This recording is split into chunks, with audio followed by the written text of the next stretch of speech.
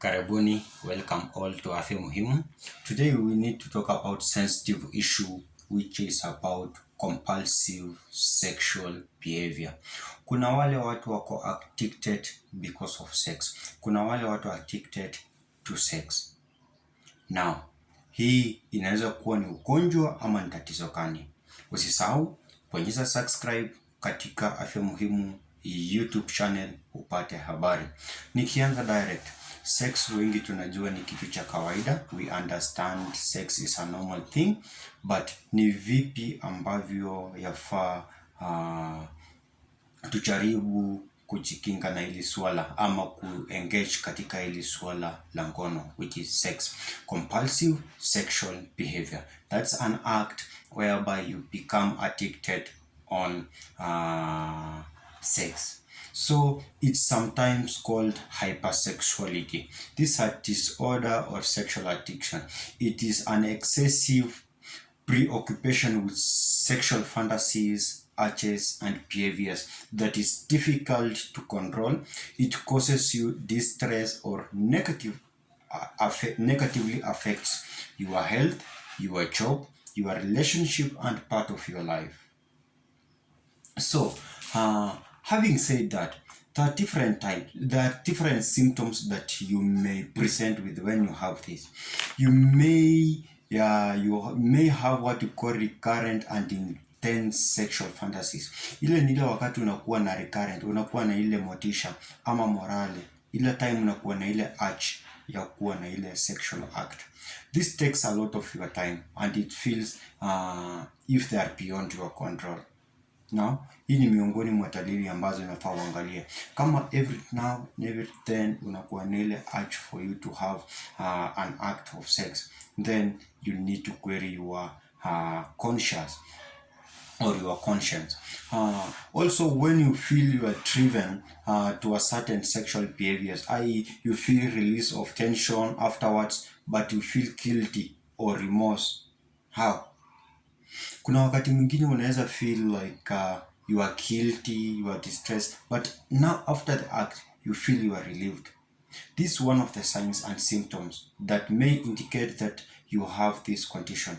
Kindly do not forget to subscribe, comment on Afya Muhimu in regard to any question that you may have. Sometimes unaweza kuwa umejaribu kupunguza but unsuccessfully manage kupunguza zile urges and fantasies and ile behavior yako kuengage in certain acts now and then. Sometimes you may do what you call use compulsive sexual behavior such as an escape from other problems such as loneliness, depression, anxiety and stress. Kuna watu huenda kujihusisha katika hili tendo si kwa sababu ni kupenda kwao. It's because they are depressed, it's because they are anxious, it's because they are stressful. So they think that the act will relieve them from anxiety, from stress, or whichever situation they are in. So my friend, my colleague, my sister, my father, my mother outside there, if you have this condition, don't shy, don't move away, get help, because it may end up damaging your brain cells and also affecting your health. Also, you may have some trouble in establishing and maintaining healthy and stable relationship. You may try to build one another, but you may end up breaking up, you may end up divorcing and doing other things. So these are just some of the symptoms that you may present with when you have the condition you call compulsive sexual disorder or hypersexuality.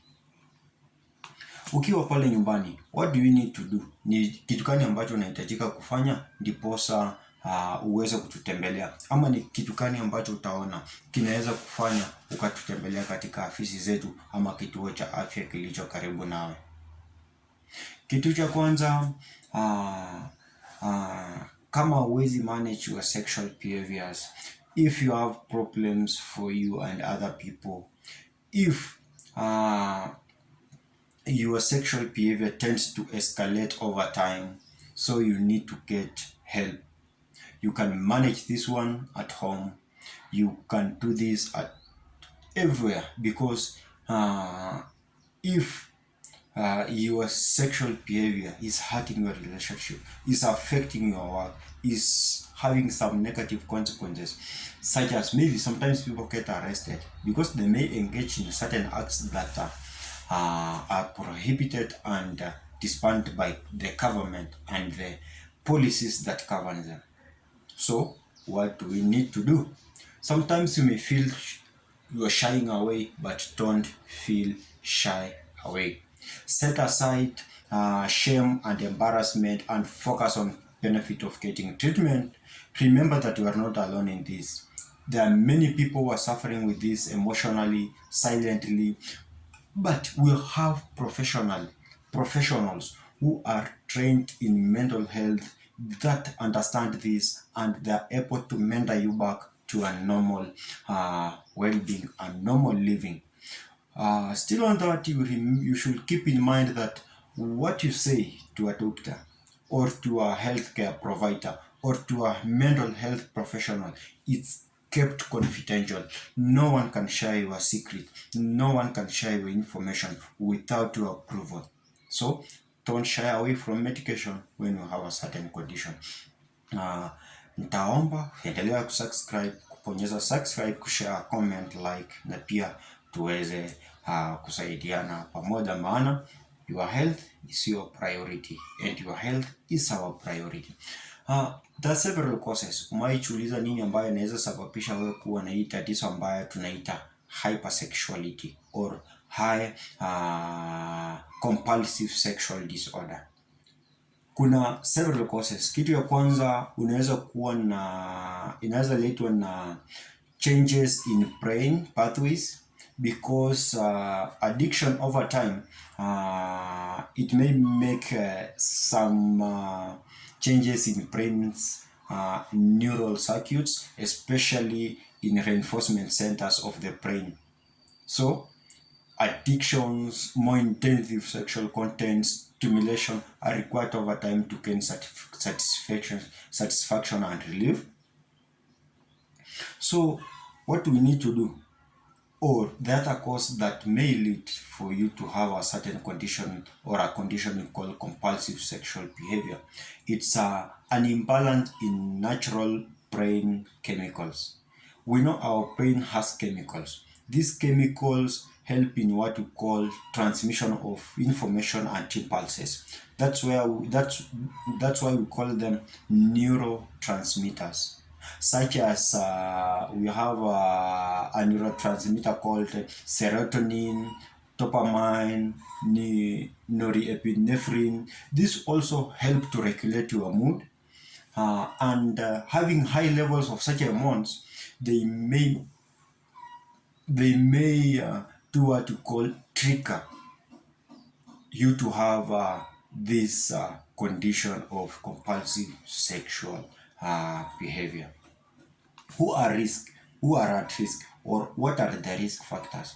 If you are there at home, if you can easily get access to sexual content either on YouTube, either on via social media, anywhere, then you are at risk. Also, privacy. Those people who like privacy and secrecy, sometimes it tends to drive you away from your normal life to others activities that will lead to this compulsive disorder. Also, if you are common to alcohol and drug abuse, you are at risk of such a condition.